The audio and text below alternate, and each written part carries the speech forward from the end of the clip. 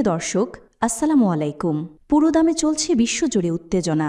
প্রতিপক্ষকে 1 ইঞ্চিও ছাড় না দেওয়ার হুঁশিয়ারি দিচ্ছে পরাশক্তিরা। এই মুহূর্তে হাতে পাওয়া ভয়ঙ্কর কিছু আন্তর্জাতিক সংবাদ নিয়ে হাজির হয়েছি আপনাদের সামনে। ভিডিও শুরুতেই থাকছে আজকের গুরুত্বপূর্ণ সর্বশেষ আন্তর্জাতিক সংবাদ শিরোনাম। শুরুতেই জানিয়ে দিব, ইসরায়েলি রাষ্ট্রদূতকে তলব করল আরব আমিরাত। এরপর রয়েছে নেপালের মধ্যে এবার পশ্চিমবঙ্গে গণ অভ্যুত্থানের।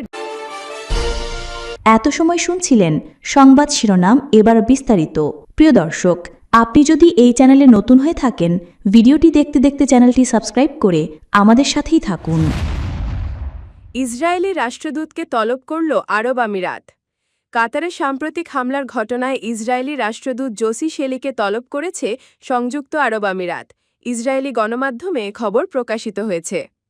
কাতারে হামাসের শীর্ষ নেতাদের ওপর ইসরায়েলি আক্রমণের ঘটনাকে কেন্দ্র করে দুই দেশের মধ্যে যে টানাপোড়েন তৈরি হয়েছে, এটি তার নতুন প্রমাণ বলে মনে করা হচ্ছে। মঙ্গলবার দোহার হামলার আগেই আবুধাবি ও তেল আবিবের সম্পর্কে অস্বস্তি তৈরি হয়েছিল। পশ্চিম তীর দখল করে নেওয়ার সম্ভাব্য ইসরায়েলি পদক্ষেপ নিয়ে আমিরাত আগেই সতর্ক করেছিল যে এটি হবে তাদের কাছে লাল রেখা। হামাস নেতাদের হত্যাচেষ্টা আন্তর্জাতিক মহলে নিন্দার ঝড় তোলে। আমিরাতও এতে যুক্ত হয়। বুধবার ইসরায়েলি প্রধানমন্ত্রী বেনিয়ামিন নেতানিয়াহু কাতারকে সতর্ক করে বলেন, হামাস নেতাদের বহিষ্কার করুন বা বিচার করুন, নচেত আমরা করব। এই বক্তব্যকেও ইউএই শত্রুতাপূর্ণ মন্তব্য আখ্যা দিয়ে নিন্দা জানায়। ওই সময় আমিরাতের প্রেসিডেন্ট শেখ মোহাম্মদ বিন জায়েদ আল নাহিয়ান উপসাগরীয় দেশগুলো সফরে ছিলেন, যেখানে আঞ্চলিক সমন্বয় জোরদারের চেষ্টা চলছিল। আবুধাবি থেকে কোনো আনুষ্ঠানিক বিবৃতি এখনও আসেনি, তবে গণমাধ্যম বলছে আরব আমিরাত কাতারের অনুরোধে তেল আবিবে তাদের দূতাবাস বন্ধ করার বিষয়টিও বিবেচনা করছে। পাশাপাশি আবুধাবি ইতিমধ্যে রাষ্ট্রদূত জোসি শেলিকে সরিয়ে দিতে আগ্রহী, কারণ তার বিরুদ্ধে প্রোটোকল ভঙ্গ ও নিরাপত্তা বিধি লঙ্ঘনের অভিযোগ রয়েছে। দোহায় দীর্ঘদিন ধরে হামাসের প্রাচীর কার্যালয় রয়েছে এবং সেখান থেকেই গাজা বিরোধীতি ও বন্দি বিনিময় নিয়ে মধ্যস্থতা চালিয়ে আসছে কাতার। এমন অবস্থায় কাতার রাজধানীতে ইসরায়েলি হামলা কূটনৈতিকভাবে অত্যন্ত সংবেদনশীল হয়ে দাঁড়িয়েছে। এদিকে আসছে রোববার ও সোমবার দোহায় আরব ইসলামী জরুরি সম্মেলন আহ্বান করা হয়েছে। সেখানে ইসরায়েলি হামলার ঘটনা নিয়ে আঞ্চলিক অবস্থান সমন্বয় করা হবে বলে জানা গেছে। নেপালের মতো এবার পশ্চিমবঙ্গে গণ অভ্যুত্থানের ডাক। নেপালের মতো ভারতের পশ্চিমবঙ্গেও গণ অভ্যুত্থানের ডাক দিয়েছেন বিজেপির সাবেক সংসদ সদস্য অর্জুন সিং।